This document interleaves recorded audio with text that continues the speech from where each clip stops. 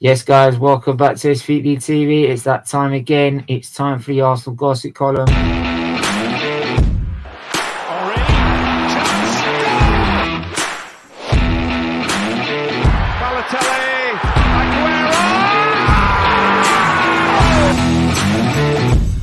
Premier League champions 2016, Leicester City. Hope to see you soon. Well done. Bye bye. Cazorla, Giroud again. Joe Wilson. It's Gerrard. That's a great strike. McCracken getting closer.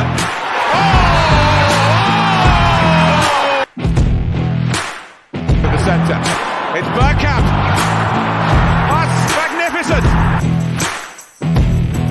Van Persie arriving. Oh, what a goal! What a goal by Robin Van Persie!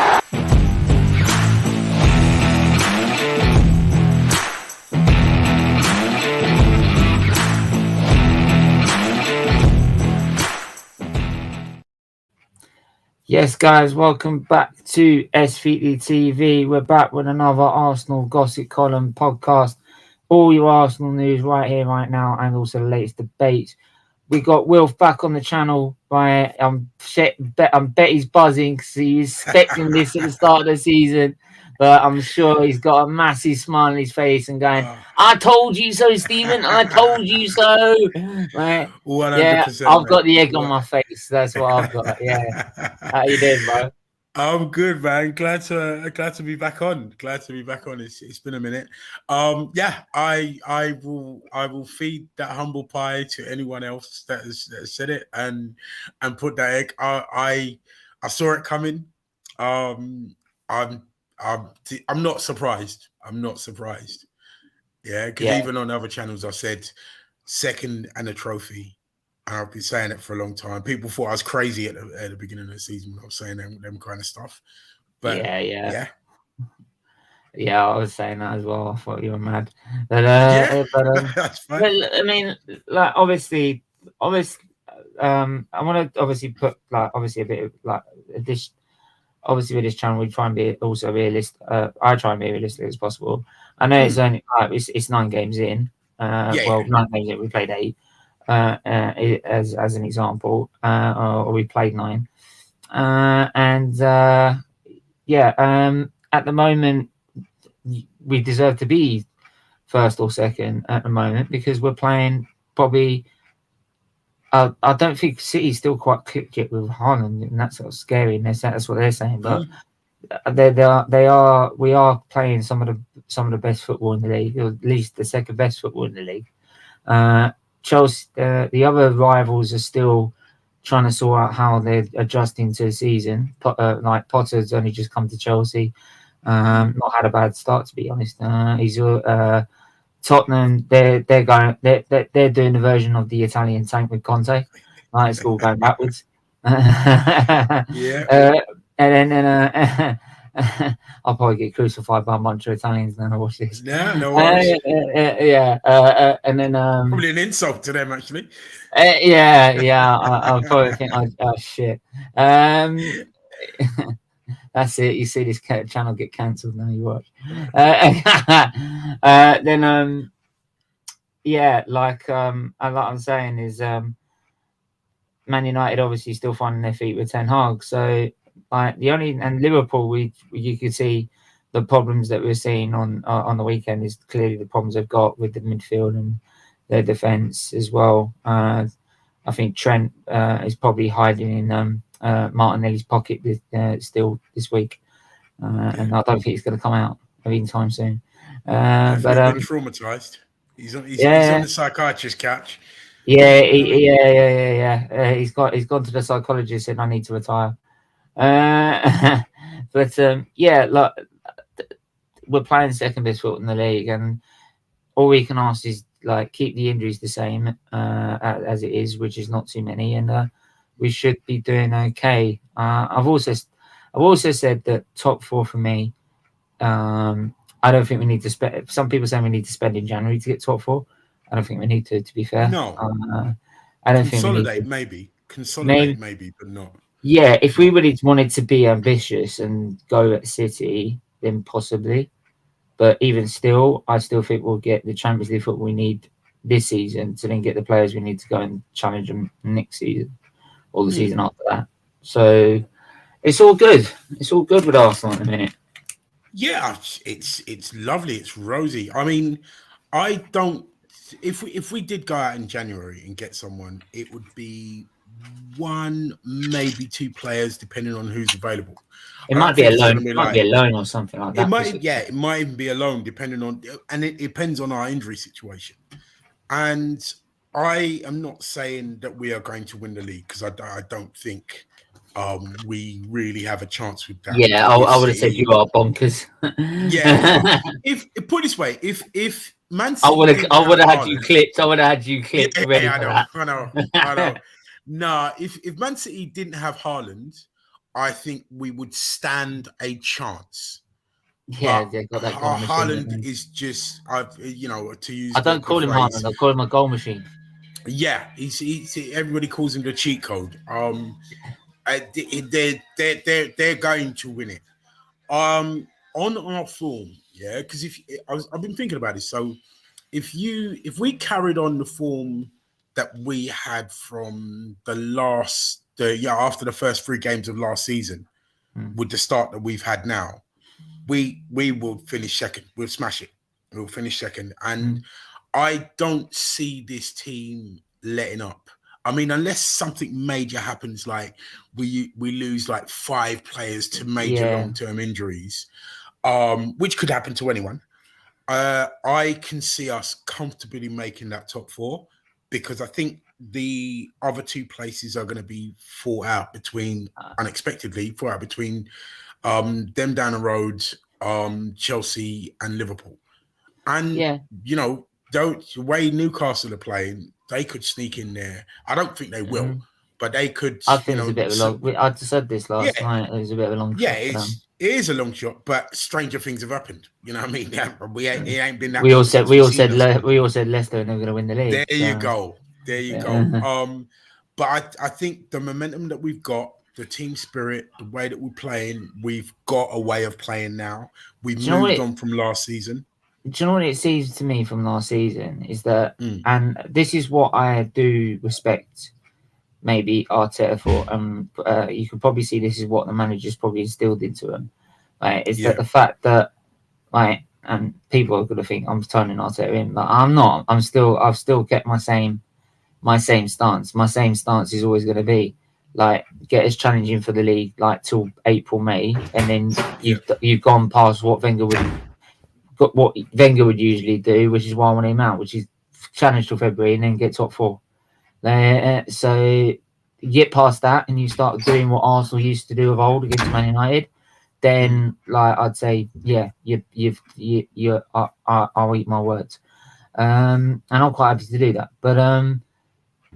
But what I have seen is that it looks like the players have taken last season, right, and losing the 4th spot when they had it in their hands, right, to Spurs. It's looked like they've taken that as a personal fucking insult. Yeah. Right? And they've now come out this season and said, fuck you lot. Sorry, fuck you lot. We're playing our way and you're going to have to cope with us. And just like, say like the Fulham game when we went 1-0 down. They were like, usually sometime after that, right, usually in the season before with Arteta, we would all collapse. We did collapse mentally, right? And struggle to get back in the game or even take the lead. We were like, but for this, now we're like, fuck, Jesus Christ, you know what I mean? Is like, they were like, nah, we're not having that. Like, you scoring, you're winning at our place 1-0. Nah, ain't having that. Right? Which is kind of different. So if you saw Liverpool's draw against Fulham, they were like, yeah, we'll go there, we'll win. We'll we'll turn up. We'll turn up, we'll win. It's a bit of it looked like a bit of an arrogant attitude, whereas Arsenal were like so like they're so look mentally stronger than they were from probably seasons before. Well, that's the experience that people have been talking about. Last season, we were a young, inexperienced side. One season on, we've got that experience, that pain. Believe me, I would have preferred to make Champions League than not, but that pain is a lasting memory, and that's the experience that you gain. When people talk about, this team needs to be experienced, last season was that experience. You brought in players like Jesus, like Zinchenko, and like Vieira, that give new blood to the squad, new energy. The manager has learned. He's a season on in his progression. The likes of Saka, Odegaard, Martinelli, Gabriel, Tomiyasu, Ben White, all of those guys, they're played together for a season now. They know the mistakes that they've made last season. They're not going to make them again, because last season because we were playing catch up. It was okay. Yeah, we've won a game. Wicked. Let's do it, and we can do this again. Now they went, okay. We were complacent in games last season. I think also last season is that I do hear what you're saying, but last season I think they didn't know how to manage.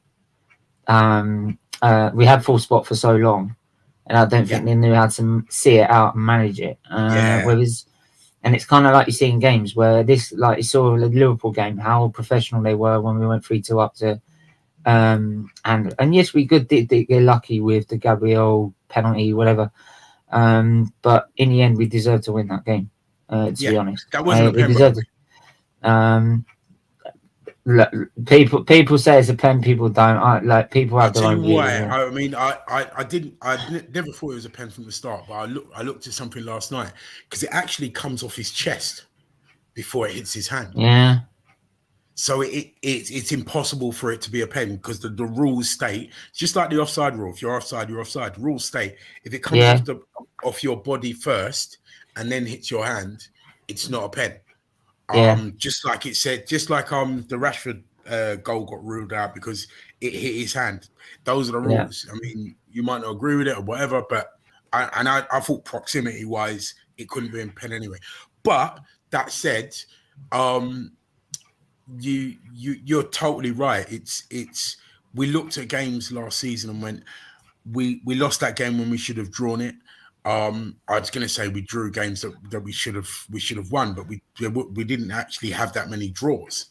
And all of those factors, all of those things that you said, and all of those guys that year on, and knowing the mistakes that they made last season, they're putting it right this season, and we started so fast. And this is the thing, like this is the thing, and it's sort of the reason why I wanted to beforehand, like I didn't feel like it, like still there would be anything going forward.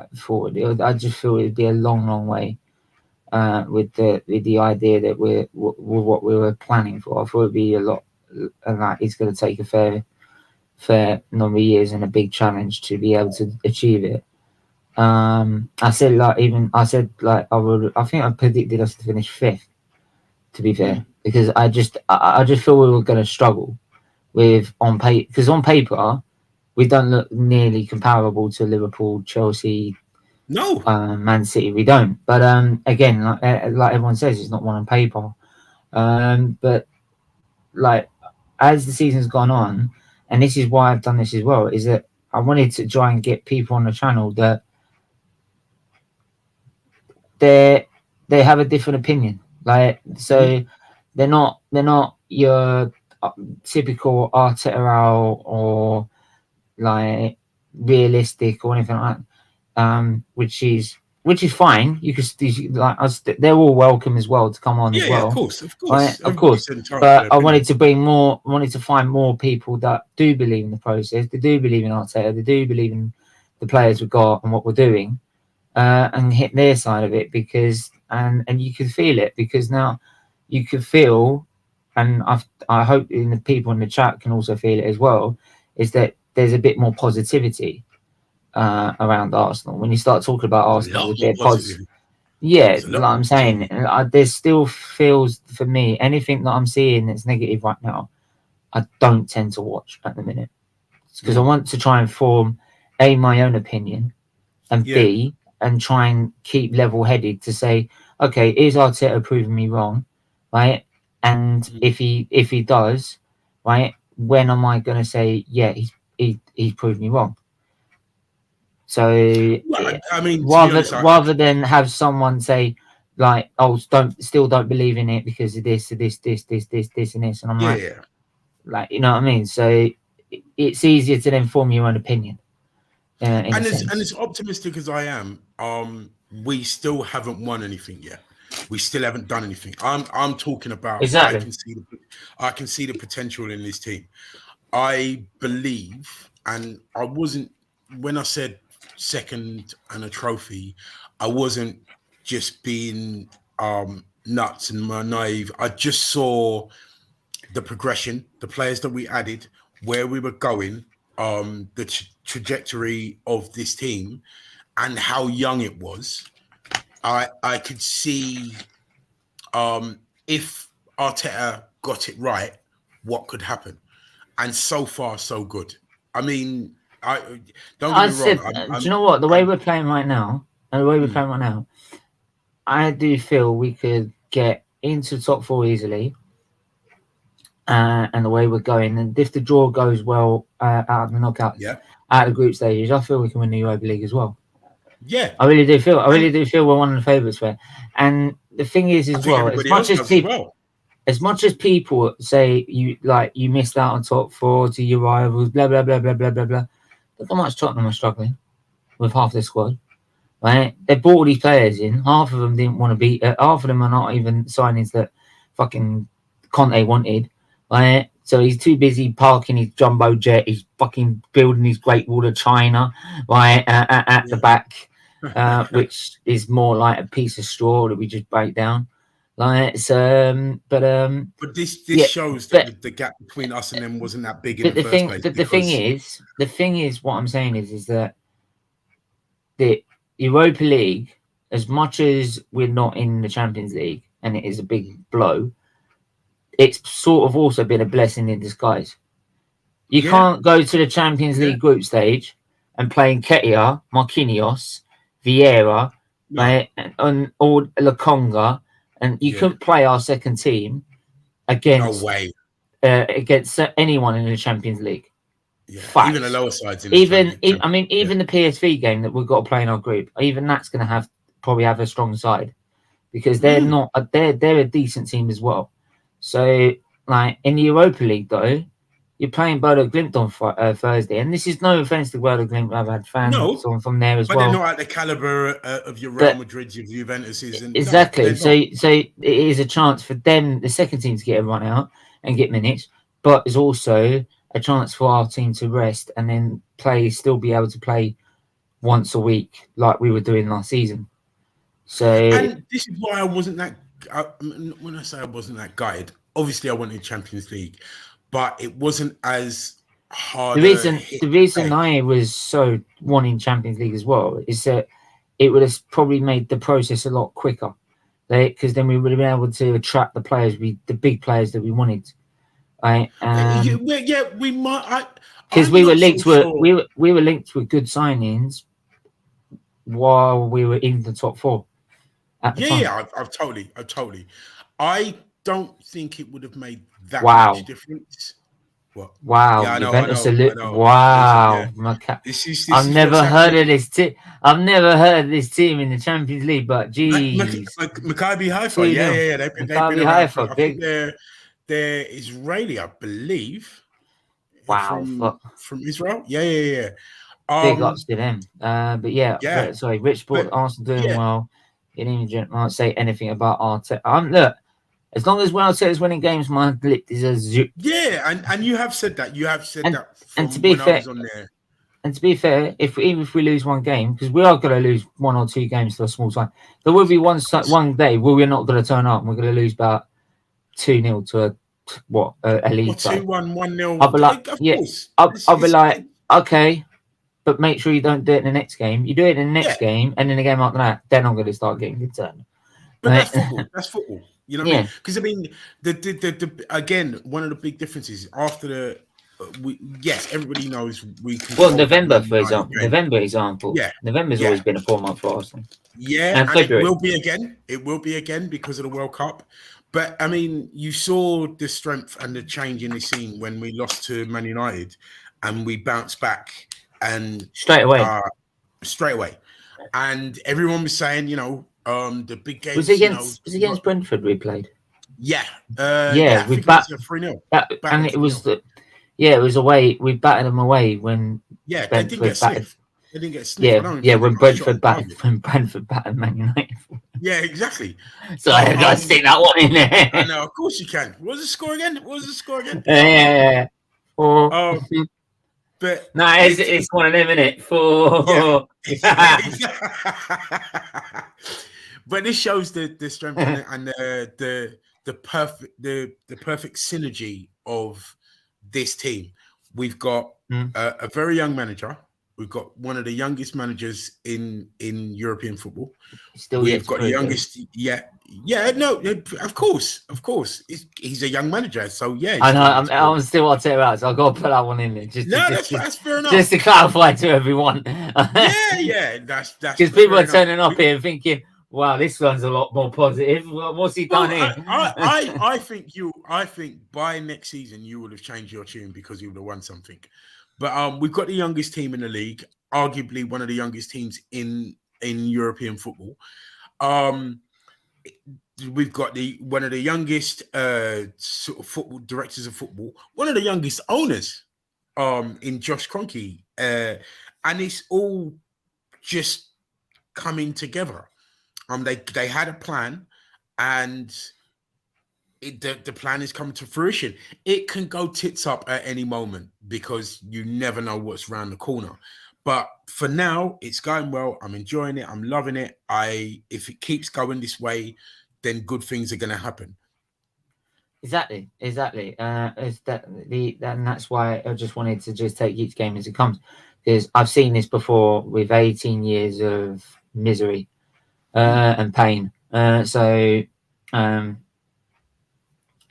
wanted to 15 years since we hadn't had a better start since 15 years ago, which is 07, 08, right? Yeah. And we were top of the league until February, and it all fell apart. Yeah. And that's the thing I'm talking about. When that fell apart through injuries and stuff too. Yeah. So that's why I said when challenging for a title, we need to get to about April, May, and if we finish say second, for example, and we won an FA Cup, for example. But we're 15, 20 points away. So, an FA Cup, great. That's another one, brilliant. But the main thing is we want to win the league, and we're 15, 20 points away. And he needs to now prove he can close that gap.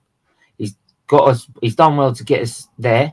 He's now got to prove he can close that gap and do a proper Liverpool versus like Liverpool have done over the last few years. Yeah. I don't think there's going to be a 20 point gap.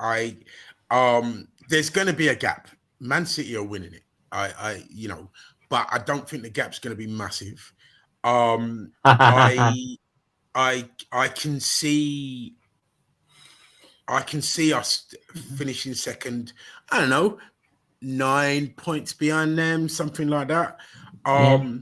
If he's below 10 points by the end of the season with Man City, I'll put my hands up. Fair enough. That's actually no. I said I will put my if we finish 10 points, less than 10 points behind City at the end of the season, I'll put my hands up. I said I was wrong.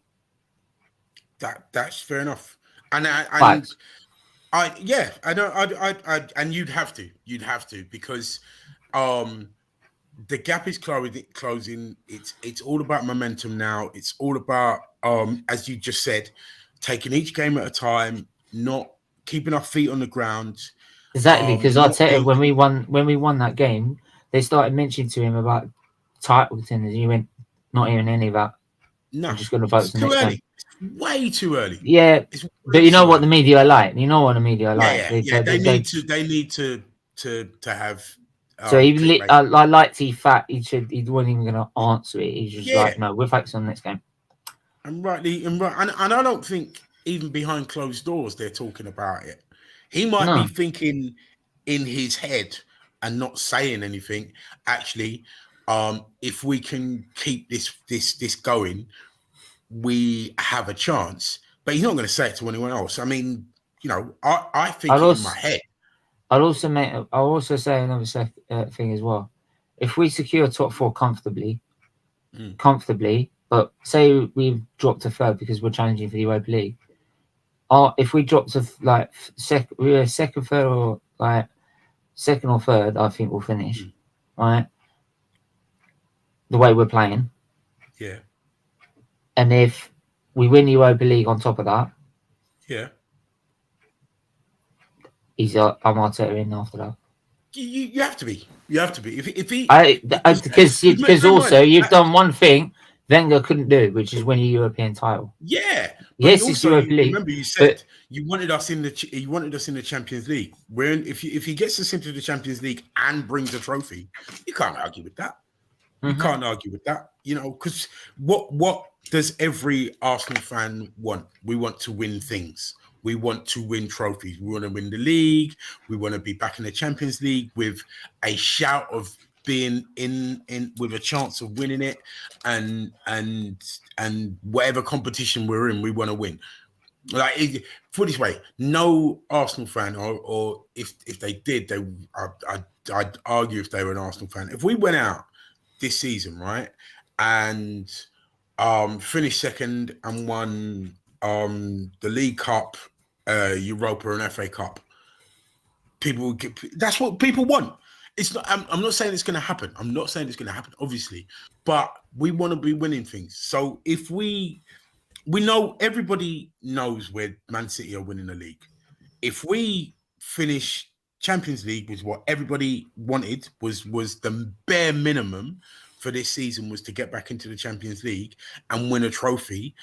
Anyone that's slagging off Arteta now has got an agenda. After that, would have an agenda. You know what I mean? Because it's not about Arteta; it's about the club. This is the thing for me. I've already said very, very easily, and you probably give him a bit of leeway because he's got credit in the bank with other big clubs. But say Pep finished us 8th twice in season, right, and he only got us 5th last season, which is basically the same record as Arteta. I'm saying the same thing. I'm saying the same thing. Exactly. I'd probably have in my mind though that he could do something because of what he's done with Bayern Munich, because he's because of experience. Because he's proven it. But really, I'm like, it's not good enough for Arsenal Football Club. Of course it isn't. Of course it isn't. And I being with my most optimistic rose-tinted glasses, wouldn't say that was good enough. Of course, it's not good enough. The difference for me, and as opposed to you, is because of Arteta's mentorship. So he's mentored under Wenger and he's mentored under Pep. And what the players who have been coached by him have said about him gives me faith that he knows what he's doing. He's got a proper plan, and this process that he's talking about is actually a process rather than just a catchphrase. And I suppose I have the luxury of having seen this happen twice before, slightly differently, obviously, but under George Graham and under Arsene Wenger when he came. Because remember when Arsene Wenger came, even the players, he himself said, "Arsene who?"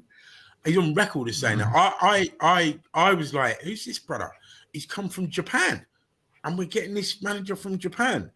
And you doubt him because his lack of experience. But when you see the kind of football, the brand of football that he's playing, what he was building, and because it didn't happen overnight, he was lucky enough, and he says it himself, that he had that back five base there to start things off.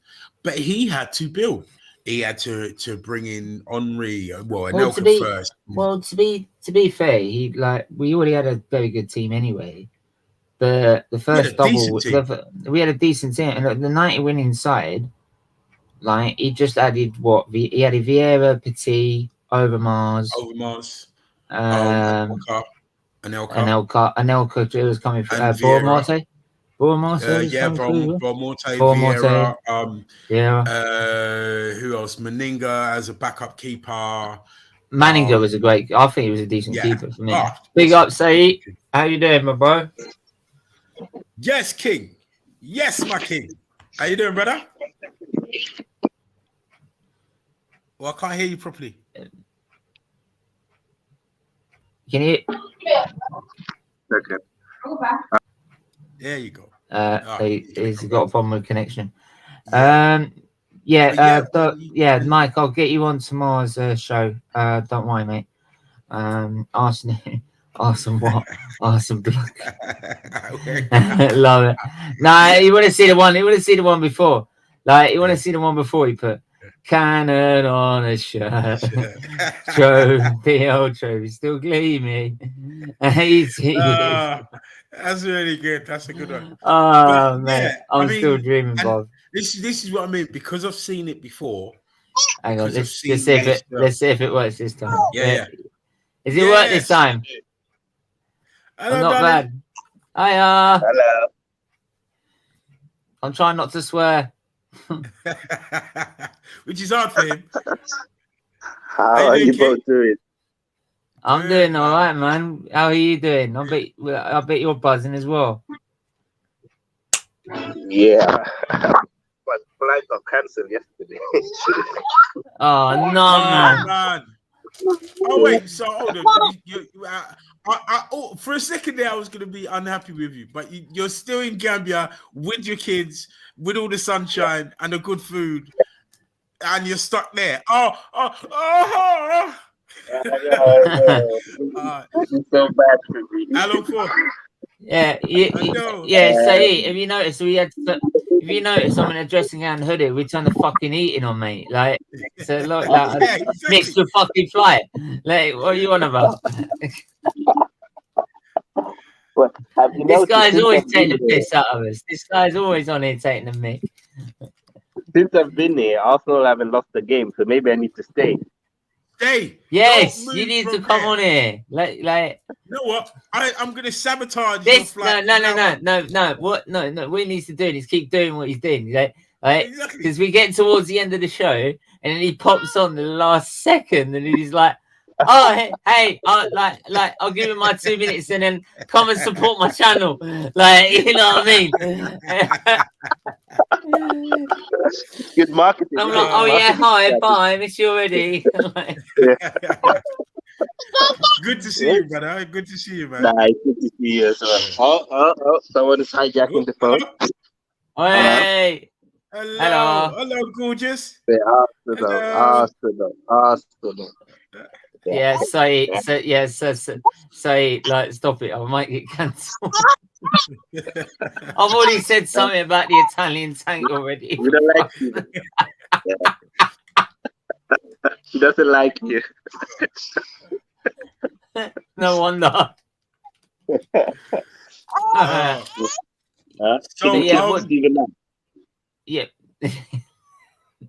So you've been getting the games over there. It's easy to get the games over there. Stop complaining.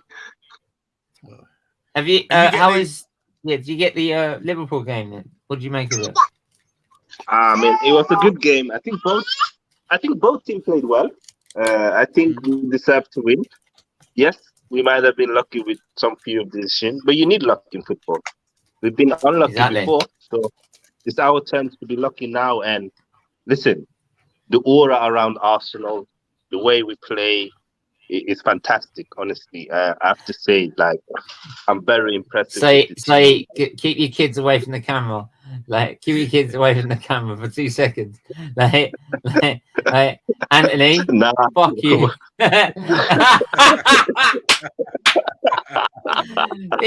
I'm sorry, I've got to give Anthony his usual get lost. I know, right?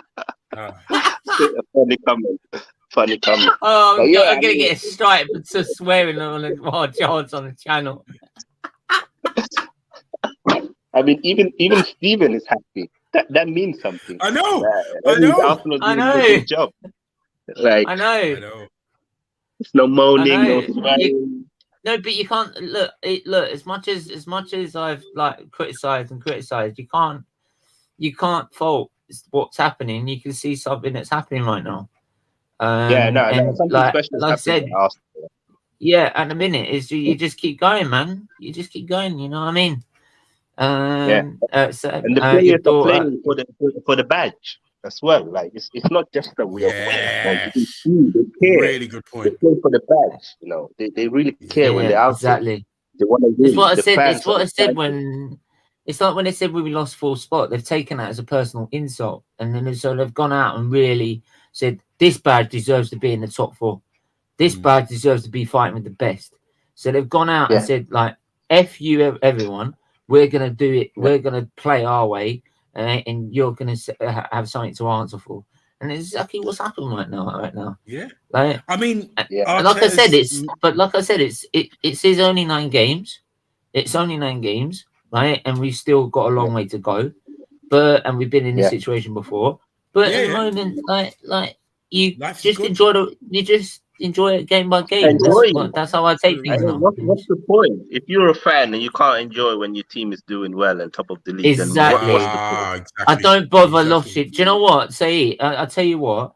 The amount of channels that I used to watch, and they used to go on about Arteta, Edu, like they're all wrong. Get him out. This, that, and the other. I now just don't even bother listening. I don't bother. I bring people on that want to have an honest conversation with you. Arteta in, Arteta out. I'll bring them on, and we just have an honest conversation about how Arsenal are doing and share each other's opinions on it. And that way, it's a lot more positive because you get a good, honest debate, right? And if and balance, it's not all and it's balanced. It's not all directed towards negativity. And I don't need. And with my health and everything that's going on in my life, I do not need negativity. I need to be as positive as possible. Doctors have told doctors have told me over time they don't know how long this could be, and I'm saying this now. They don't know how long this could take. Right? It could take 20 years. It could take 2, but eventually this is going to deteriorate and get worse. So stay positive for as long as possible. So, I'll tell you one thing. Enjoy the moment. So it's exactly. I take each game. I criticize and I praise and I just move on to the next game. Literally, if we lose a game, I criticize and go like and have my reaction to it, and the next day I'm over it. Done. Move on. I tell you something. Arteta's crazy, insane tactics from All or Nothing ain't looking so crazy and insane now, are they?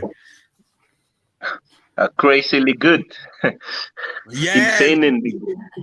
I mean, for me, what's so impressive, guys, is the turnaround from the manager. That's more impressive than anything for me. That when he came, he's ripped the club apart. He's gotten away with the players he's gotten away. Whether you agree with it or not, or we can finally see that we are moving forward as a club on and off the pitch. And it's a great team to join for any manager now. Whereas before, you would come to Arsenal and there were so many issues, so many problems. Yeah. And the fans, this is the first time probably since Highbury, the fans are electric. Exactly. Like, being feared to go to Emirates. We're winning teams. And people, and do you know what I see now? I've seen people like pick up still so many things about the club. Like they're not doing this right, not doing that right, and this is why we're not trusting him. Blah, blah, blah. I'm like, there's always going to be problems at every club. Man City aren't going to be 100% perfect. Liverpool aren't 100% perfect. Liverpool are definitely not 100% perfect. Right? Chelsea not 100% perfect. Man United 100%. No one's going to be running a club absolutely bang perfectly. No. Right? No. Right? But at least we're good enough right now for where we need to be. Yeah. I mean, you're right. It's the Emirates is becoming a fortress now. the everyone, the fan base. I mean, when I went there for first few games of the season, I was stunned at I've never seen the Emirates like that. I had a season ticket for a while back, and it was around about the 2007-2008 season. I'm just, whatever's happening, something is happening. Just like when Klopp took over at Liverpool, when Pep took over at Man City, when other teams like that, something is happening. You can feel it. Something is happening. Big up, Tony Claude TV. How you doing? Hello. How you doing, T? How you doing, man? Hey guys, Yo, can you hear me? How you doing? You all right? Sorry Wolf, nice to meet you. How you doing? Likewise. I'm good, man. I'm floating. Well, I'll tell you what. I saw you speaking facts, behind the scenes. And mate, he's got me spitting facts. Speaking facts, man. Big Mate, up to you, Will. Big up to you. I will need you on my own show, man. Anyway, before we go, okay. Before we go, I gotta go to this donation first because my god. Yeah, I'm just ready to talk about her now. Actually, well, the Mel, absolutely unbelievable donation. You didn't have to do that. 69. Big ups, Melina. The best. Thank you very much. Massive respects to all of that you are doing on the channel, serving in your life and persevering in your life. Keep going. Yeah, man. God bless you, Melina. I was just listening to Will behind the scenes. Man, great analysis. I love your thinking process, how you think as a Gooner. These are the kind of Gooners we need at this time. See, we're going for a goddamn war right there with Manchester City. We'll put Liverpool in their place. We'll put Tottenham Hotspur in their place. You are the kind of Gooner I want, leading from the front lines, rather than staying at the back and waiting for us to win and then praise the team. No, I want people up front who would lead from the front, lead the Gooners from the front line, support the team, get behind this manager who is showing his worth right now this season. So this is what I want. So just listening to you out there, from the background outside, it's purely massive. And Steven, I've met 2 great people from your show. 4 great people now. Wilf is part of them. Esmelina, she's a lovely human being, and thank you for that donation, lady. God bless you. God bless your family. And I've met some great people just in the short time I've known you. Thank you very much, man. God bless you too. Really appreciate. No worries, man. And do you know? We really appreciate it. And do you know what? Auntie, like I've already said, Wilf. If you go back and check the stream now, I've already said this as well. If we finish within 10 points of Man City, I'll put my hands up and say I was wrong, and I'll turn, because that's my standing. That's my standing. Yeah, and that's fine. There's and another thing, if we had dropped off and maybe finished 3rd because we were chasing Europa League, but we went on a win it, he's done something that Wenger couldn't do. Yeah. So and I'd have to say, fine, you've earned your flowers. You've earned your flowers. And the thing is, you're seeing what's happening. Yeah, go ahead. Go on, say it. Okay.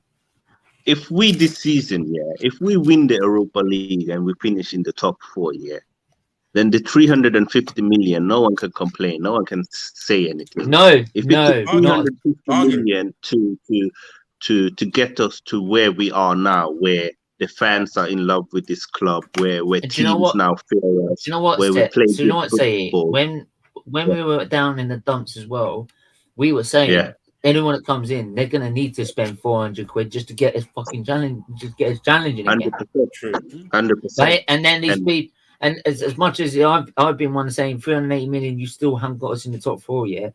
Yeah, but still, and I have been one of those that questioned it, but still, like 380 mil, right? And he's been able to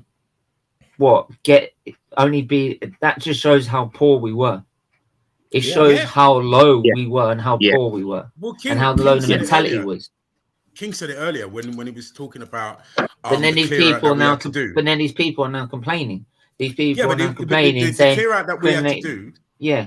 The clear out that we have to do to be in a position where we only next season, or in January, we only need 2-3 players, to go to that next step. Having had that massive clear out and got rid of all the dead wood, you've got to give him praise for that alone.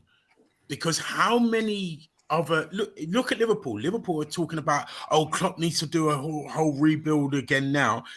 That's from where they were last season, challenging for 4 different titles. I do hear the point with that, because if you take some of their main players away, they've got only kids to replace them. So you've got really old people, you've got really young, and so that's why like the midfield has not been strong for them, and also like that's also exposed their defense. So because of that, so Steve, teams are starting to understand that they have to go into a project. To be very sincere with you, they understand the fact. You know why? Let me just give you an example, a clear example. Chelsea Football Club. They had Tuchel there. What did Todd Boehly did? He said, hey, you know what? I think this club needs to go through a different direction. Yes. I was just a bit puzzled to do it. You know what he's already started to do already. And right now, look at the wins he's grinding out. But Anthony, the thing with me, coach isn't from Real Madrid. That coach isn't from Barcelona. He came from Brighton. It's English as it could be. It's English. The thing, Anthony, I'm serious. And no one is carrying placards outside. No one is saying we're not going to support this guy. See, when you start winning games, there's a different spirit you get. Everyone starts getting behind you. They start looking at you like this serious person, and that's what Porter is getting right now. He's getting, and even Man United have gone into a process with Ten Hag. What are we saying here? Yeah, but the thing with Man United is I don't trust their process one little bit. That their owners are still worried about buying players to make sure they get the commercial value.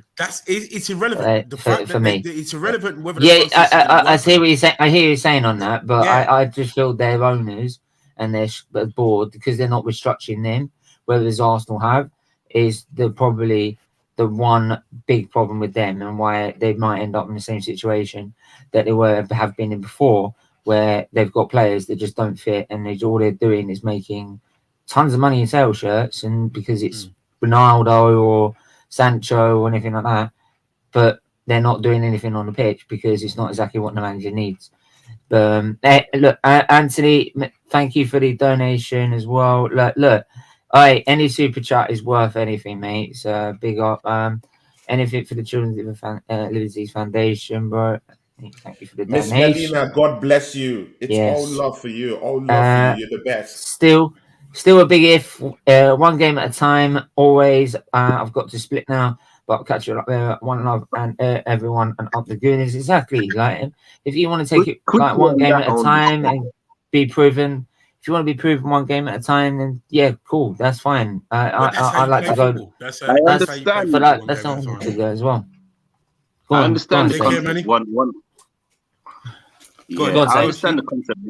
One game at a time. Obviously, you have to take one game at a time. But for me, what's different now and what's different from what we've seen for the past 10 years is that on every aspect that is important in football, we look better. So we look better in the way we play football. We look better in the way we attack the other teams. We look better as a team, united. The aura looks better. The fan support looks better. There's so many things that look better where you can say. We also set up for the future. Exactly. Like the structure, the way we buy players is better. The only thing we need to do now is sell players better, but obviously it's hard to sell Mustafis and Socrates and Lichtsteiner. It's not easy to sell. Just keep talking, guy. I'm just gonna get some more water on in this board. So I feel like the club Arsenal today, Wilf, is a much better club than Arsenal 12 months ago or Arsenal 2, 3, 4 years ago. I feel like we're so good now that even if in 2 to 3 years' time Arteta moves on, whoever joins the club is going to have a good project to work with. Infrastructure, the foundation has been laid. That was what Arsene Wenger did not give us. You know, in as much as Arsene Wenger, you know, is the best coach to ever have coached Arsenal Football Club, he left us in a shambles. He left us in a place where our future looked a shambles. We were in trouble. We had Mustafi. Can you believe? Please just breathe in and think. Mustafi. I know. In your back four with Holden. Just imagine that. Picture it and imagine it. Yeah, and Socrates down there. It gives me nightmares. I mean, what I would say with Wenger, Wenger laid a foundation, took us as far as he could, and it was time to hand over the baton. Because even Ferguson did that, and that has happened. We should. It's not Wenger's fault. What we should have done was put in an infrastructure, for when Wenger left. Now we've bridged that gap with Arteta now, and he's seen the same thing. So what has he done? He's come in, put down good foundations, get rid of it. Take out all the rot, lay down good foundations.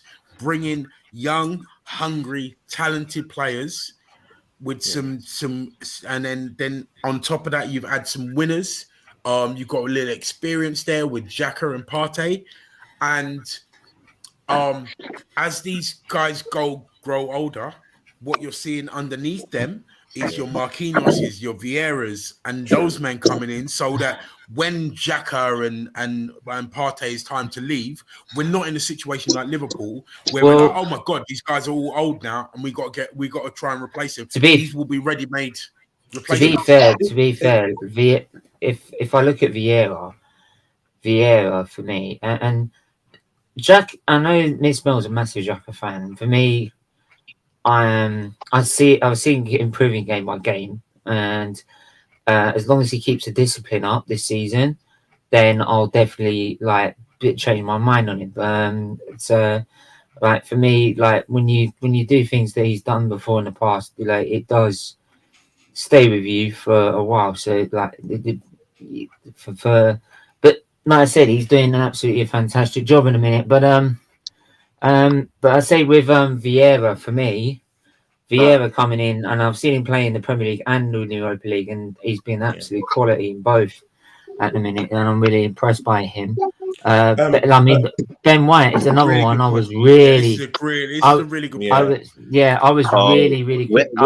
really good. This is not Steven. What? Steven rating Ben White. Is this your tweet? Don't make me say it. No, Ben's shy as shit. No, he's only because Saliba's there. Trust me, you take Saliba away. It's like taking Van Dijk away from freaking Arnold. Guys, I want you guys to understand something. An interesting dynamic that's happening. Have you guys gotten the grip of our Europa League campaign right now? Is totally being undertaken by our second string team. There's this shout out there that Arsenal doesn't have squad in depth. Personally, what I believe in squad in depth is a squad that actually allows your first 11 have a break, right? If I'm wrong, please someone tell me that. No, you're 100%. Yeah, definitely. And mind you, Nketiah is scoring. This guy's dividing. Okay, he has a kind of divisive. There's a divisive way of looking at him in the club because we all know that he's not maybe the caliber to lead us in our first 11. Yeah, but for Jesus Christ, this guy's scoring goals in the Europa League. We don't even have to risk Gabriel Jesus. Look at Man City. Look at Man City. Alvarez is one at a time. Marquinhos is scoring goals. Vieira is scoring goals. It's a unit. We don't need to struggle like that. Look, the thing with me and Nketiah is, and I do feel, once we get in towards the latter stages, and the reason I said we might drop off a bit is because we'll be playing bigger teams, and for me, when we start playing bigger teams is where you'll start to see that he needs a lot more support and it's probably where you don't want to see Jesus starting over him, because I just feel like even it, like for example, the Fulham game, for example, after we taken the lead, he comes on, he has about 5 opportunities, and all five of them should have scored. Then he got him on target, but it was too easy for the keeper. And I'm just like, look at his age. Look at his age. He's but look, the thing with me though is that, like, for me is like, I get the age thing, but I've given him so many chances before, and he's had chances before, and he's not taken them. He's not taken them with what. I disagree. I disagree. For me, I totally disagree. When he's had a run of games, he's showed up. I want to go back to Melina's point, because she's made 2 excellent points, and what quantifies how we're doing. I'll just say Kit has still got a lot to prove for me. Yeah, of course he has. Of course he has. I'm not going to argue with that. But the versatility of our team, Melina brought it up, and she's brought it up again with the Tomiyasu. The versatility of the players that we have in our side. Vieira can play 3 different positions. Tomiyasu can play 4 different positions. And it was brave Arteta. It was brave Arteta putting that as well, because the thing, like for example, like I watched that and I'm like, I don't get it. I thought the main thing was about changing it for 4-3-3, but it was actually Google's messing it up as usual. Like I was like, why are you putting Tomiyasu on the left? I don't get it. But especially when you got Tini on the bench. But like obviously Mel had explained it that he had played on the left for Japan. I'm like, oh, okay, I can see. Yeah, I can see where he was coming from. But here's the thing. Sometimes he's one of the best. This is what wound me up the most. This what wound me up the most is that I had fans in my chat already saying, "Oh, Tomiyasu, yeah. Why is he starting on the left? What is he doing? Oh God, we're gonna lose 2-0." I'm like, if you think we're gonna lose 2-0, switch off and don't watch it then. Yeah. But like, don't bother supporting the team. And this is the thing as well. Every time we got an equaliser, though we've been getting in the past mentally to come back in games, they were like, "Oh, that's it. We're gonna draw now." And I'm like, I was getting to a point. I was about that. Like, sorry, Luke. I've got to say it. It's Luca. But I was about to literally flip my lid with him. It's like, stop being negative and just support the fucking team. Yeah. But I tell you one of the main reasons why he put Tomiyasu on the left, because man-to-man battles, Tomiyasu is one of the best in this league. Before he came to us, he made Salah look like a salad. And prior to that, he put Ronaldo in his back pocket when Ronaldo was at Juventus and he was at Bologna. The geezer is a beast on one-on-ones. He does what forwards do to defenders. He goes, "Go on then, see what you got." Ah, there you go. Now see you later. Bye. I got this. Wilf, would you believe it? Can you believe it that Tomiyasu didn't have a club? In fact, his agents were actually looking for an active club for him in the Premiership. They were actually shopping him from team to team. I know. They shopped him to Wolves. They now shopped him down to our noisy neighbours in Tottenham Hotspurs. Tottenham says, "Hey, we don't want this guy. We don't like him. We don't want him." And the agent now said, "Okay, let's try Arsenal." And they went to Arsenal, and Mikel Arteta picked up that call and said, "You know what? I think I actually have a space, for him and for his versatility. Bring him." And no one has given Mikel Arteta credit for this. Right now. Oh no! Hang on. I'm serious. For me, I've got to say, negativity from the Arsenal. I know. Seriously. No. But what I said is that, okay, I don't know who he is. I've never seen him play before, so I'm not going to judge. I'm just going to let him play for Arsenal and see how he did. And for me, like last season was a decent season from him. Right, it was a very decent season from him. Yes, he gets injured a few times, but like you said, he like in certain games, like the Tottenham game, for example, where he only just turned up the club, already shut freaking Son up straight away. Yeah. Well, I'd say that he had more than a decent game, a decent season, because when he was injured, we missed him so badly. People were screaming for Tommy Yasu to come back. Oh, why is he out? So that shows how good a season he had. So you wanted and to again, say people should tone it down because of him coming out in this left back position. People should tone it down a little bit. Don't take it too high. Anthony? Just relax. I just want to say something, guys. I think a lot of people have missed this, but Arteta's actually done this before. I remember he played Ainsley Maitland-Niles as the left wing back. Yeah. So whenever we are playing dangerous wingers who likes to cut inside, he preferred to play with someone who's strong on the right foot, because if you cut into the defender's stronger foot. Yes. So this is a tactic he used before. So we just have to give him credit. He's growing as a manager, and he was always and learning on the job. Well, I tell you what, we're gonna come. We've been over an hour, and obviously I've got a show at I've got a watch along at 7:45, which is gonna be fun to see Chelsea absolutely fuck themselves over at the San Siro. I don't know. They've made a smart move getting G Potter in, man. Yeah, I did rate that move. Very smart move. Yeah, and this is the direction most top clubs. I wanted Potter to go to England. To be fair, they're going into a project, But when Arsenal goes into a project, everyone starts losing their shit. But the thing with me, it's like I say, if people go back to my earliest videos, and this is when I used to do just reviews, I didn't even do StreamYard or anything. I didn't know you could do these things. So that's how crap. That's how boring it was back then. I didn't know clearly you could do StreamYard. But I did reviews, and if you see me back at the end of when we won the FA Cup, for example, which was only just starting getting on StreamYard and that, which was you would see me. I was Arteta in, and I'll go on channels that are Arteta out, and I'd say, I'll still give him time. I'll let him see what he's doing.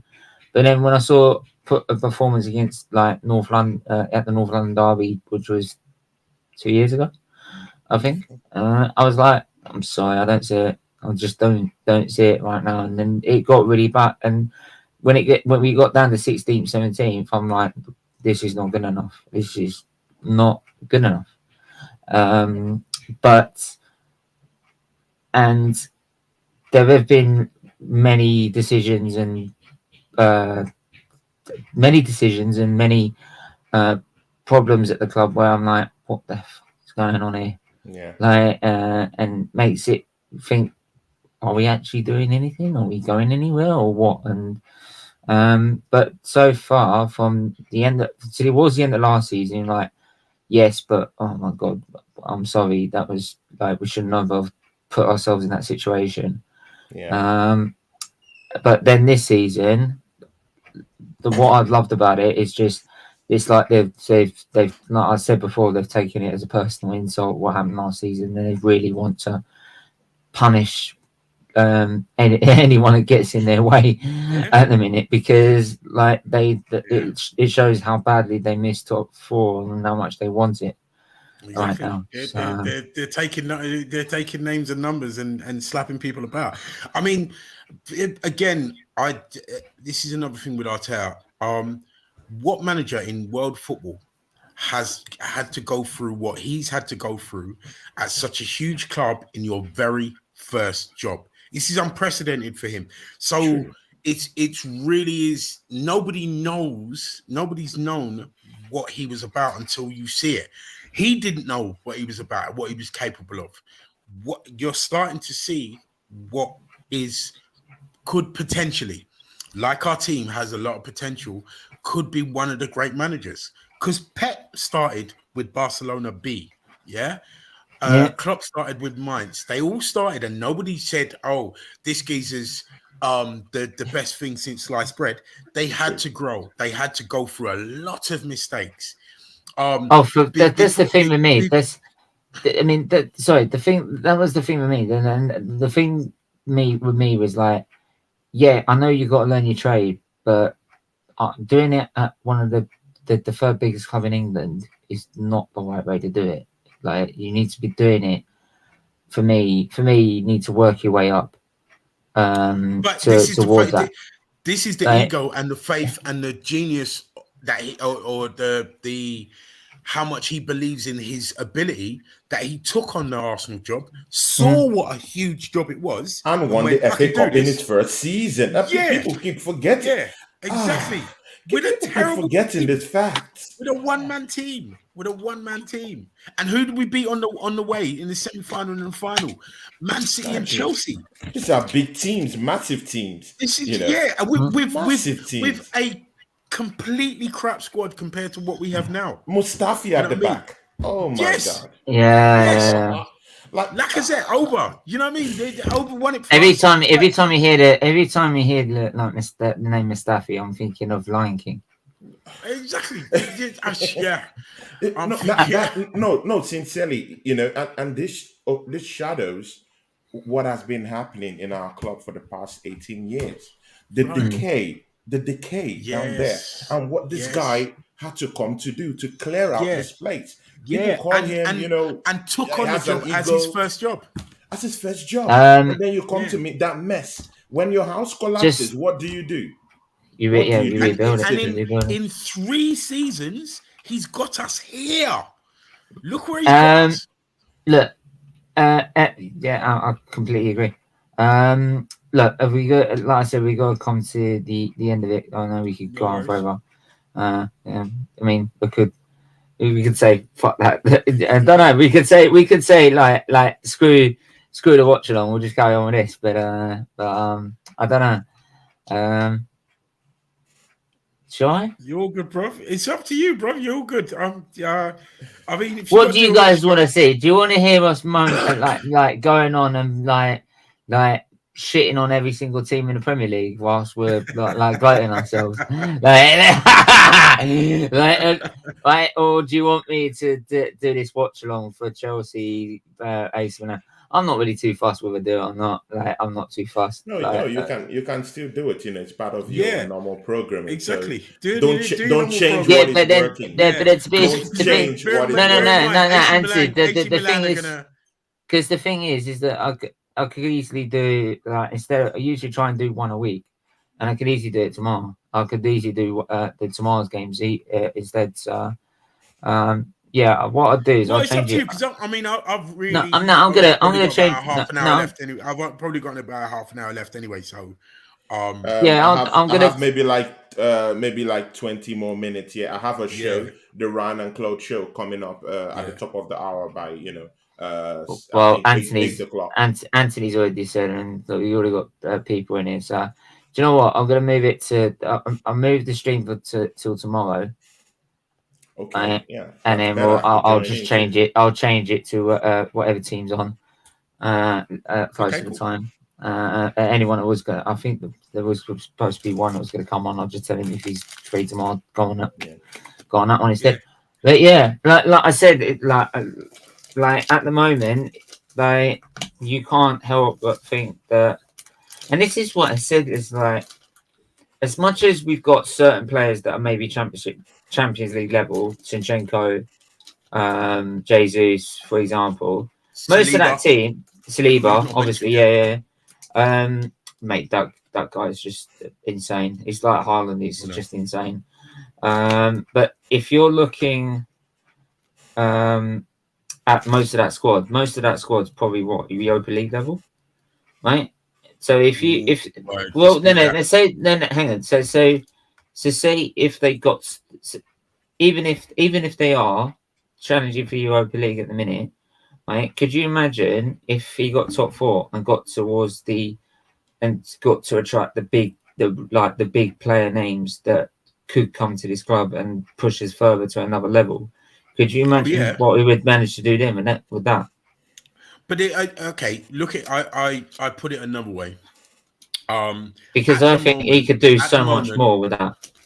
At the moment, outside of Man City, Real Madrid, Man City, Real Madrid, PSV, and Bayern Munich, what club is more attractive to young, talented players more than Arsenal at this moment in time? Yeah, we've got a squad with a beautiful harmony in it. You've got world-class players like Saka, like Odegaard, because Odegaard's captain of his country. Saka is a starter. Is a starter. Gabriel Jesus, Zinchenko, Saliba, Martinelli,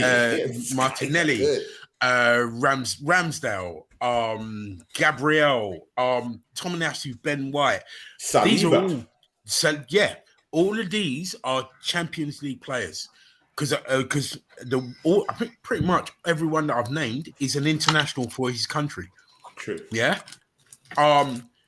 Then if you look at our replacements, then you're talking, maybe you're talking Europa League then. But our first 11 is arguably, and as everybody says, the league does not lie.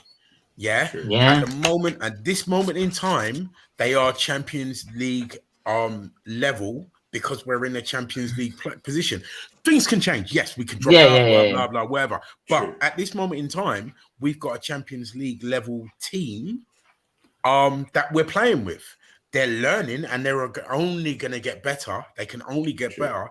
And we are no longer in a situation where we need to buy 7, 8, 9 players. Now we're looking at 2, 3, maybe 4 across January and the next transfer window to go to the next level. Do you feel? And this is the other question I wanted to ask, like for this podcast. It was on the the banner, overlay. Sorry. Do you feel it will spend in January? Because for me, we spent the same. The one of the reasons they didn't spend in January last season is because the amount of money we spent during the summer, right? So, and because we've spent something similar, there wasn't quality enough there, and because there wasn't. Well, as much as you said, I do think Ronaldo would have helped as online. Ronaldo. No, while Wijnaldum on loan. Oh, Wijnaldum. Oh, yeah. I would have said that would have worked first. Yeah, to be fair. But you don't know his mentality. Would he have? But even then, that's done.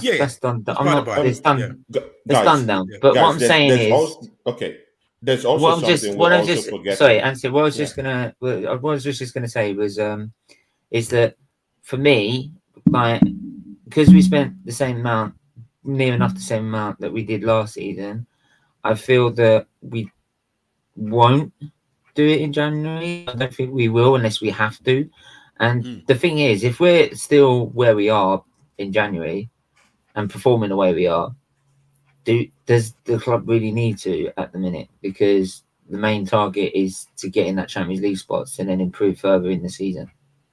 Well, the thing there is, if you want to get into the Champions League, you have to spend. It has to be a continuum. You have to spend.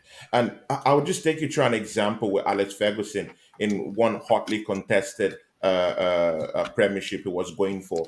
And in the January market, he saw that his strikers weren't getting the goals. And in one of those title push, he went to the market in January and went to bring Henrik Larsson, the Swede from Barcelona. And what happened after that? They won the league there. That's the type of position I want to see Mikel Arteta take this season. And mind you, January... Do you feel the board will let him do that, though? Yes. They have to back him. They have to back him. Of course, they're going to back him. They already have. They already have. They've given him that's for me. That's for me where I judge my trust on the board, because my jury's still up with the board after everything that's been going on. The way that like before how the club was run, and now that's the root of the matter you've just talked about right now. But the thing is now is that because they now got us on what we're achieving right now, right? If they keep backing him and giving him what he needs to go further, right? Then like you can say like the board have totally know what they're like. You completely forget what they've done before, like with the board, and you just carry and you let them get on with what they've got to get on with. And Steve, there's something you're not looking at. and it is FFP rules. Arsenal already have FFP warning already this season. People are not looking at this, but you need to be an holistic footballing person to be able to understand the nitty-gritty behind this. Arsenal have been ripping out contracts. Now, it all boils down to what you've been saying. People like Bellerin were in contact with the board to rip off his contract before he left to Barcelona. Nicolai Pepe, we can't even get £20 million for the guy, and we've spent so much getting these people in without any money coming in.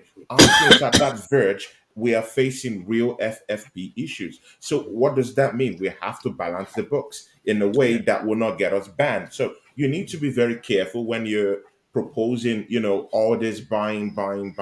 We need to open the books and balance it. But right now, I've already heard that, Edu has a budget of about £40 million to work with.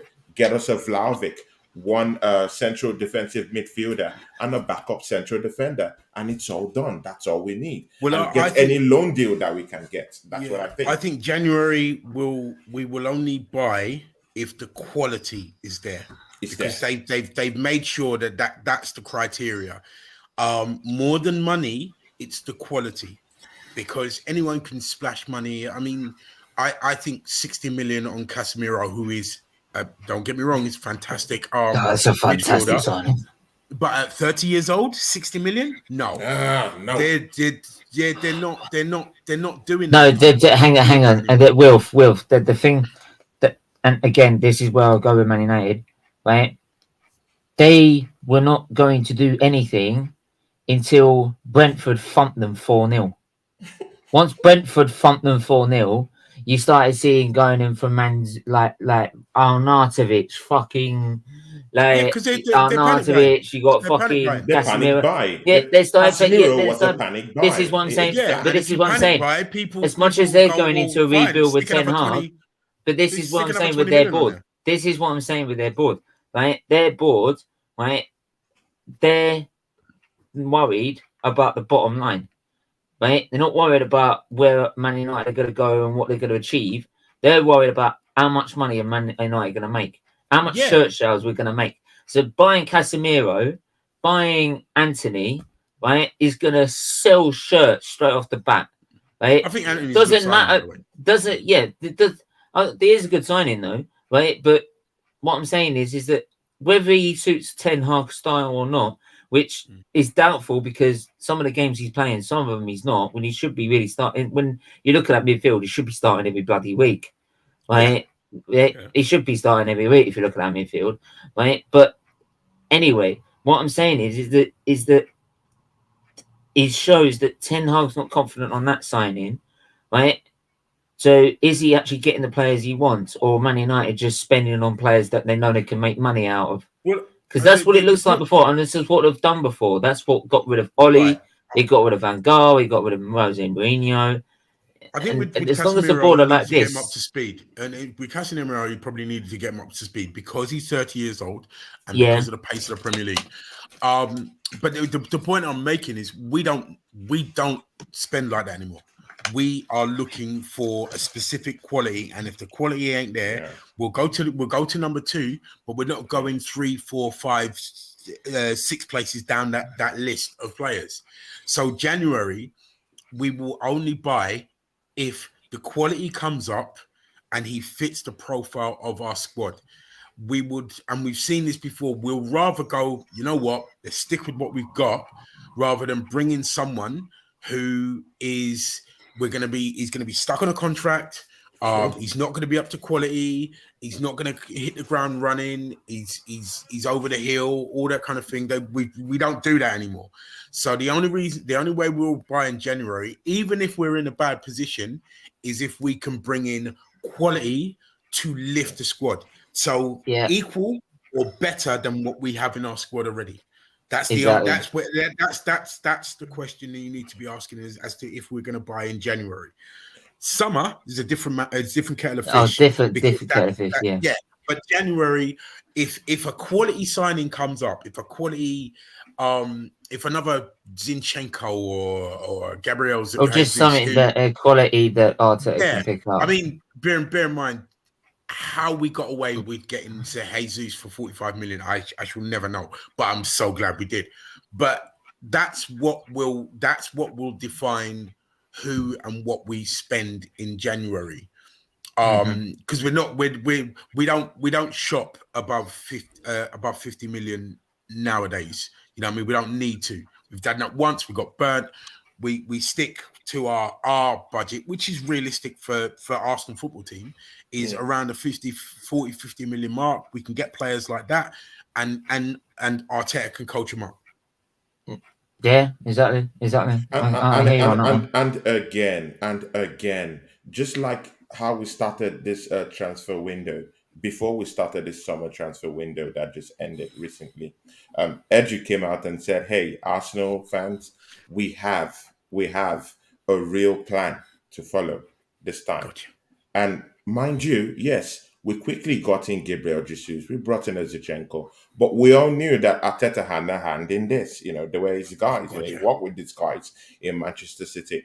But again, we all knew that Thomas Partey somehow was going to get injured during the course in the season. And why wasn't a backup, there for him? So these are the questions the board needs to answer. And that's why I'm saying, before January comes up, by November, we should already have a clear plan on the players that we are to bring in. It's not even about budget this time. It's about identifying 2 to 3 players in that team slot where we have a clear plan of bringing these people. If one fails, the other has to come in. If the other second one fails, the last one has to come in, because that's the problem we had with Rafinha, who was to give Saka, a little bit of a competitive, kind of like a foil, if you could say, in a way. And that's why people are getting at people like players like Saka right now. I kept saying that Saka was one of the most overused players last season. Carried us, scored lots of goals. And this season, it has kind of like showed in his gameplay that he's not, his head is not really in it. He's just trying to kick off right now, I disagree with that. I'll tell you why. I disagree with that. Yeah. The reason why, and it kind of happens with Odegaard as well.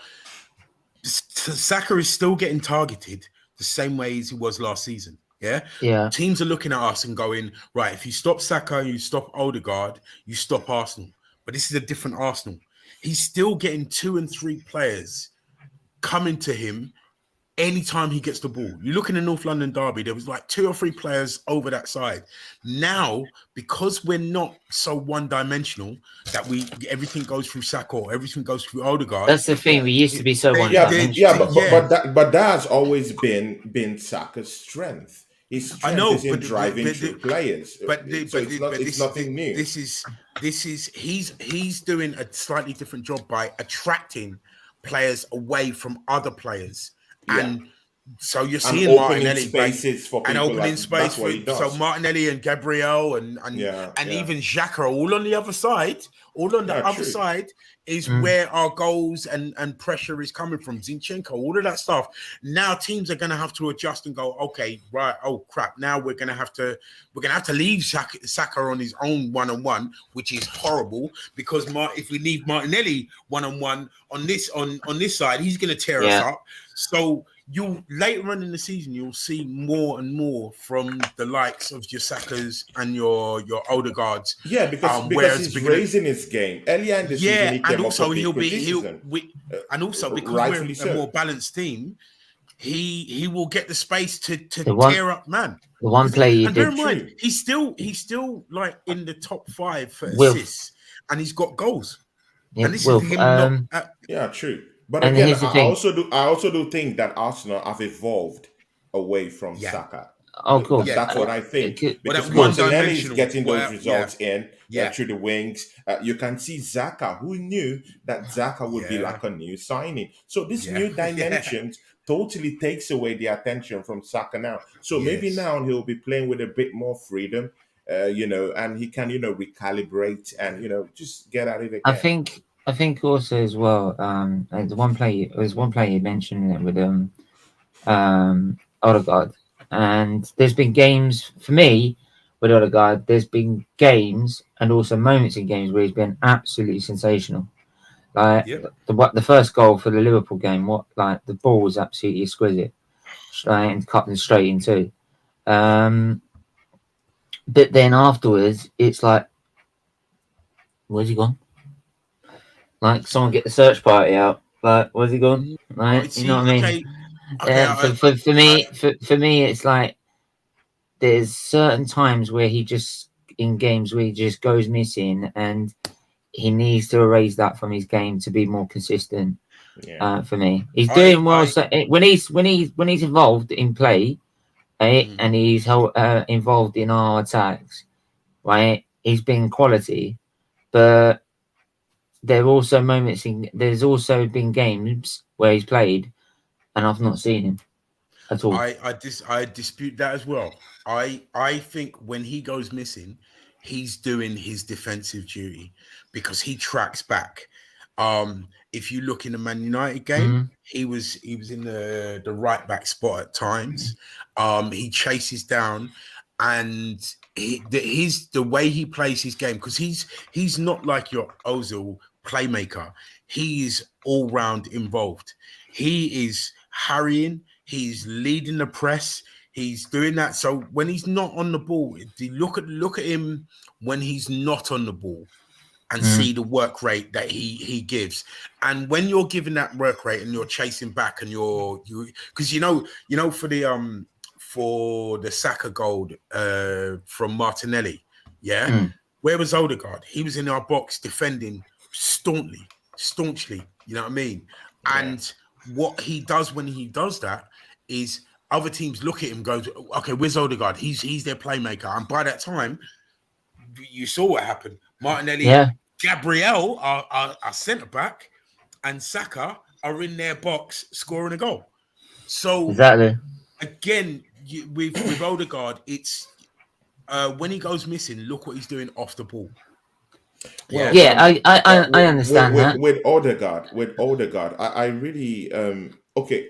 I clearly understand where you're coming from, Steve, and I think I buy your idea a little bit, because see, that's why we need to have dynamism in that team. We need the perfect foil, and the perfect foil for Odegaard is Vieira, because I really do think that Vieira has that perfect positional awareness, like getting to know when an oncoming player is coming around you. Odegaard is really a good guy, but I think he lacks this positional awareness, because there's sometimes he loses the ball in and about the midfield area where he usually uses to throw some pass in or cut in deep towards players of the opposing team. And sometimes when he loses that ball, Arsenal is opened up for breaks and attacks, from the opposition team. So it leaves us open in a way. So if he can be able to, cover up those leaks and those cracks in his game, maybe we can have an optimum Odegaard. But until then, I want to see a Vieira coming time and time again, being easy into the team, be there as a perfect foil to Odegaard, and let's have competition for places. Just like Terney and Zinchenko. Yeah, you talk about competition. Yeah, you talk about competition for places, and I hear you on that one as well. And this is going to be one that's key, because he's one of, like, when he comes back from injuries, and we want to that I still rate very highly when he gets on the pitch. And do you feel, what do you feel about with Smith Rowe at the minute? Do you feel, because I felt before his injury, he could have started in over Odegaard, but I don't want to see like his development dip in a sense, because he's not getting the game time. Because for me, he is Arsenal for it's like Henry said in that All for Nothing. All for Nothing. Or that, but he said in a documentary, he sees Saka and Smith Rowe because it's Arsenal. it bleeds Arsenal. And he's right on that front. But so I don't want to see like him not getting his chances to be in this team and like contribute his end to what we're doing right now. Yeah. He will. But the difference between last season and this season is the fact that we can rest Tomiyasu to his 100%. We can rest. We can have Smith Rowe go and have his surgery, which will clear up his long-term injury and any other injuries that he's gonna, because we've got backup in places. When he comes back, he's totally gonna give Martinelli the one because but he's totally different. He gives us a different attacking dynamic edge. Different dynamic. So any team that has gotten used to going, right, okay, we know how to play against Martinelli, and then all of a sudden he chucks Smith Rowe in there. No, wait, hold on, we weren't ready for this. We've been set up for Martinelli. And in the same with Saka and eventually Marquinhos, with Vieira and Odegaard. And bear in mind, Vieira can play anywhere along that front three and in the number 10 position. You can swap over Martinelli and Saka. Jesus can play anywhere along the front three. We've got versatility in our squad, which is what Melina alluded to earlier. We have versatility with the players. I don't worry about Smith Rowe 100% because we don't have anything like him in our team. So I will just say with that, even though I'll make these like my last 2 points as well. Even though you look good, looking good, you are an injury rate from struggling just like them. I think for that there are 3 key injuries that could really dent us. Yeah, of course. And you can say that, and they're 3 players. They're 3. But they're 3 players for me. Saliba, is 1. Xhaka, and I never thought I'd say that. And Jesus. I would have different 4 players. I would have Ramsdale, Saliba, Partey. Ramsdale's another one. One. But which team? What are the other 3? So it was Ramsdale, Saliba, Partey, and Jesus. Those are the 4. Okay. We couldn't afford to get injured. But which the reason Premier I League said team? Xhaka, I'll say which Premier League team could handle those 4? For example, Man City. If they lose Edison, their keeper, they're struggling in the back 4. They lose a Gundogan or a Rodri or and Haaland. What would that do to their team? You know what I mean? So it's every Tottenham. If Son isn't on form, if something happens to Harry Kane, their season's done. That's just one player. Season is done. Just one player. Yeah, we can get by on a short-term injury with that's other, the thing, other than probably Partey. We can get by with. The reason I said Xhaka and not Partey. I know why you said it. I know totally. The reason I said because we had Partey injured like early in the season. Yeah. And we, to be fair, we were still playing pretty well and cope with it really well. To be fair, okay, people might say you were playing like lower league opposition, but they're in our league, so you got to play. You got to play what's in front of you, and when Partey came back for the Tottenham game, some people were questioning whether he was going to be fit enough, like for even that game, like, and yet he came in, and I said he might be fit, strolled around, but whether he'd be like fully match ready fit, like if you know what I mean, that would be a question. And he absolutely destroyed them. He absolutely destroyed them. So, like for me, like Partey is like we could manage with, and that's why I probably said Xhaka because I think we use Xhaka. No, that's a really good shout. I didn't think about Steve, it. It was a really good shout. Xhaka's a really good shout. Steve, please, if Xhaka gets injured, it will be a problem for us. But if if Partey gets injured in any way, that season over. Trust me, But then it's to be, season over. I understand that. Totally I season understand over. that. Now I want to take you to that game against Manchester United. We had Xhaka there. See, Yeah. the very presence of Thomas Partey in that midfield, it's a liberating one.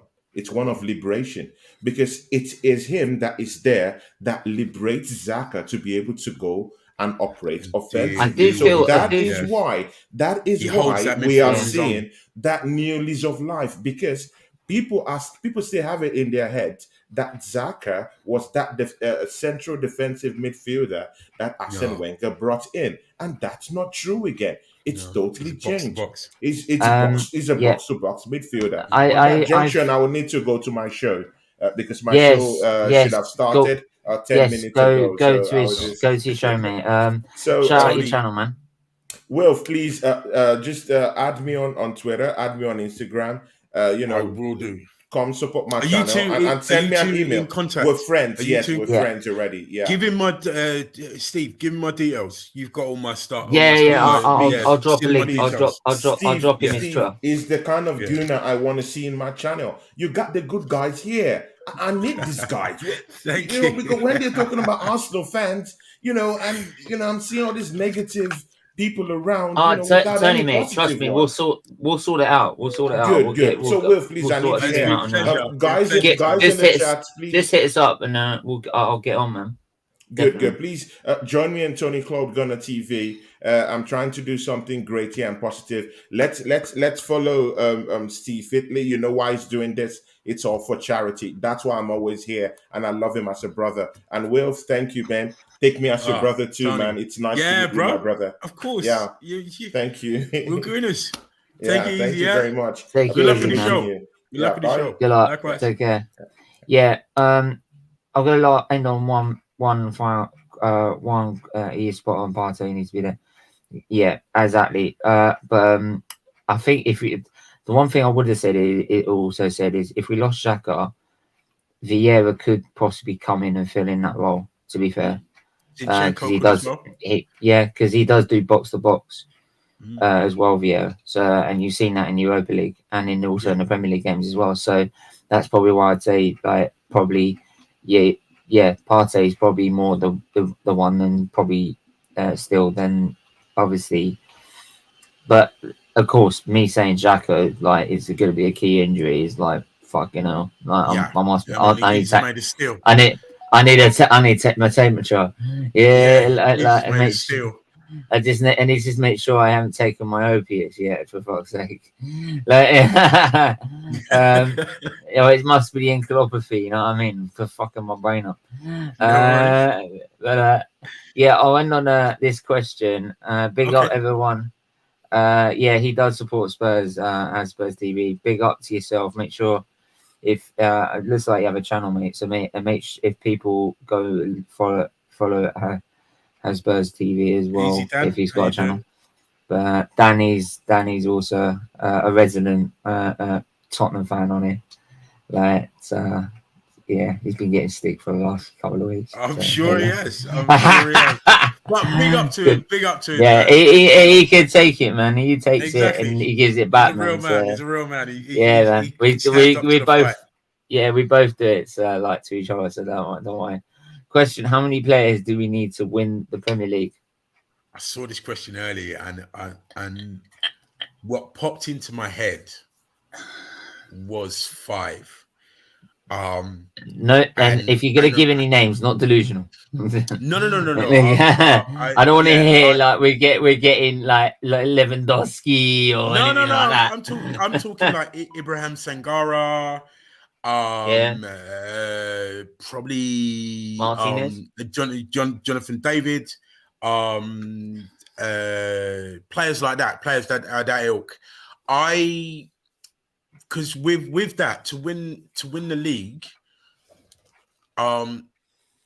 you and what looks like it's going to be happening, we're going to be in the Champions League, so we need to have players that can come out without any. You were saying before about what having Champions League players. we need to have that in our weight on our bench. And I think 5 players. I'd love Ibrahim Sangara to come in and challenge Partey, because Partey is the only one who's not got a challenger at the moment. And possibly Saka. I'd be happy with the right wing. With our back 4 plus Holding and maybe one more, I think we could handle a championship push. To be fair, I'd replace Holding. To be fair, I probably would, but he's a good squad player. I think he's very underrated. But with the 5 that I have to be blunt. Like, I think he's shit. I'm sorry. I think he's shit. So I'm not changing my stance. We agree to disagree. We agree to disagree. I think it's those especially after the North London derby last season. Like, and that's it. I was like, I'm done with you now. Get lost. I've seen him play, but he's got a man of match performance in the FA Cup against Diego Costa. You know what I mean? It's you take one game, I'll take the other. Yeah. And I'm not going to sit there and say that's like 7 years ago. Like, what are you on about? Like 5 years ago. But what are you on about? I think where we need to challenge, properly challenge for the title or to win the league, is we need to strengthen in midfield. We need at least another striker of Gabriel Jesus's quality. I mean, there aren't many out there, but I think we need. So I'd say 3 in midfield and 2 forwards, and I would love Jonathan David and another striker. I'd have to think about who, but I think we're 5 players off winning the league. Exactly. I'll go along with that. To be fair, no, I'll go along with that. To be fair, to be honest, I do feel we need someone to support Saka on that right wing. I do feel an extra midfield hand will be useful, especially if El Neni's going to go out the door as well. As much as I like rate El Neni, he's decent if you want to see a game out, but that's about it from him, to be fair. So that's what I think about Holding. That's how I think about Holding. Yeah. I'm not asking you to agree with me. I was about that. Yeah, right. I'm not going to agree with that one. No worries. Steve, Chelsea. Maybe I should have done a watch along then too. I've already. If it's going to be a crazy score, then I'll be doing freaking overlays all night trying to change the score. But anyway, we'll do it. We've got Champions League tomorrow, so we'll be doing a Champions League watch along tomorrow. So, but yeah. So make sure you tune in tomorrow at 7:45 for that. But what was I saying? I would get another defender in to replace Holding for me. I don't know. Okay, thank you. That was really helpful, mate. Really helpful. I can tell you the score if you want. And then and then probably and I would, for me, I've given Nketiah too many chances for me, and I will bring someone to replace him for me. So that way we've got 2 decent strikers. So if Jesus gets injured, we're not going to end up in sort of a goal drought or anything, or relying on our midfielders to score goals or anything like that. See, I would bring in Jonathan David to cover Saka, be that striker, and I would definitely keep Eddie. But anyway, exactly like the Jonathan David and Zengara would be quality. So yeah, that's mine. That's mine. For now. Yeah. And I think that will definitely get us challenging for the league, whether we win it, whether we win it or not.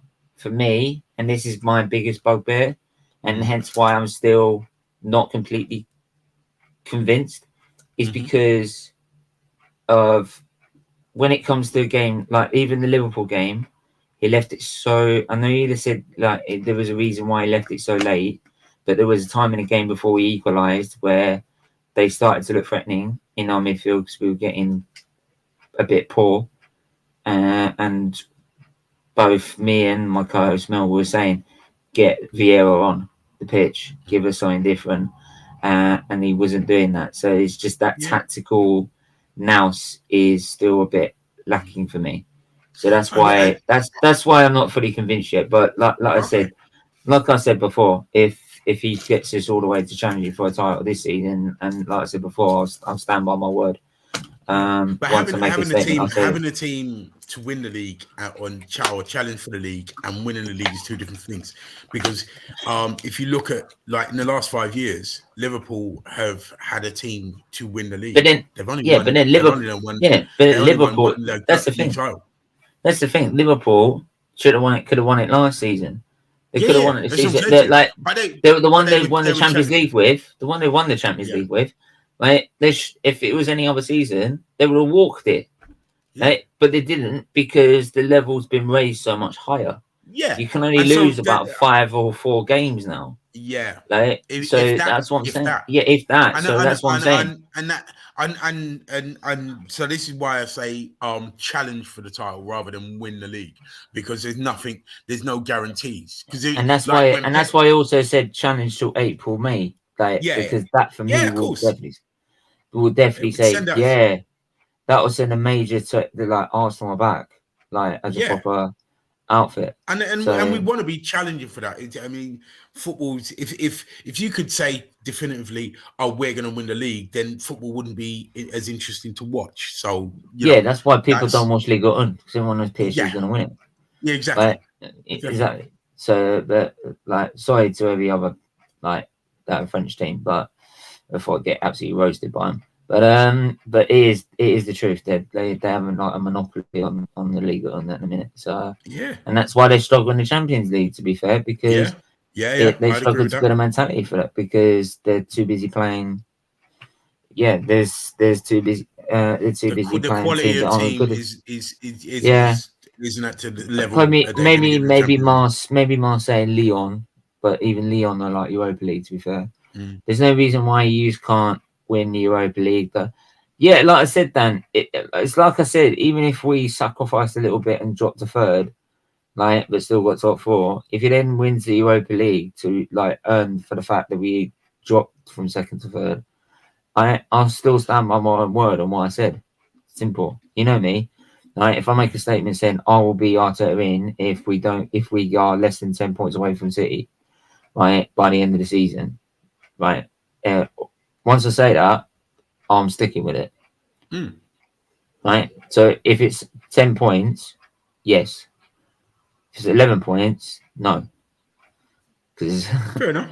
So there you go. It's no, but I was like, you're bloody close. Exactly. You know, all I'm gonna say is like you're close and you keep my mouth shut. And that's all I'm saying. Like I'll sit on the fence against splinters. You know what I mean? But anyway, we're gonna come to the end of it. Thanks to everybody in the chat for sticking with us. It's been brilliant. Yeah, man. Thanks for having me on, mate. Thanks for being on. Obviously. So like obviously guys that were expecting the watch along, don't worry, we'll do a Champions League watch along tomorrow. We got plenty of time for that. So Liverpool we'll do Liverpool game, right? I think it's Liverpool Rangers, isn't it? Liverpool Rangers. That'll be good. So we might do Liverpool Rangers to tomorrow. So there will be a Champions League watch along, and then we got the Europa. If I'm fit enough from the hospital, it will be a Europa League. Arsenal going to Bodo Glimt in Norway, freezing our tits off, like to go try and win a game of football. Like the North Sea. People I'm gonna have a cold just watching the game on the telly. Mate, trust me, like I've seen people get in this fucking North Sea, mate, and I'm like, there's only one fucking area that I go in, like in the south of England. Like we're a coastal island, but there's only one place I go to get anywhere near sort of warm temperature, and that is in the middle of a boiling hot summer at the English Channel. Because in the North Sea, it could still be 40 degrees. Yeah. Right? And fucking freezing. Yeah. 40 below in it. Yeah. No worries. Yeah. Yeah. So, man, big up, Stephen, mate. Good luck at the hospital on Thursday. Yeah, it's same as usual. It's just the infusions. Just keep us topped up and keep us going. Yeah. So, but we'll be back for Thursday for that as well.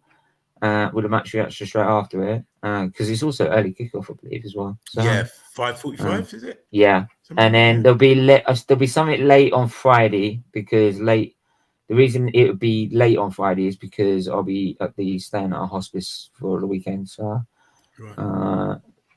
But we'll be doing something late over the Friday and Saturday. So there'll be still stuff going on. So, but yeah, make sure everyone keep hitting the like button. Can I say one thing? Subscribe. Go on. For anyone that's out there, give blood because it helps people like Steve. Yeah, go out and give. Oh, blood. exactly. And plus, everyone. Yes. Plus, if they can, go and give blood. If you can, please do also donate to the Children's Liver Disease Foundation. Yeah. Like memberships, like as you saw with Super Chats today as well. Yeah. Like it all goes to Children's Liver Disease Foundation. Right, and that just helps kids that are weeks old that do the same thing as what I was doing back in 27 years ago. So, which was like, I mean, I was just fight with surgery at 6 weeks. So they need every single bit of research just like to solve the hundreds of types of liver disease. So, so if you can give that, please do it. It's really important. But yeah, until then, we're back tomorrow, right? And hopefully it'll be more balanced because we'll be a general news show rather than just us gloating all the time, like saying we're top of the league. So there you go. Yes. Until then.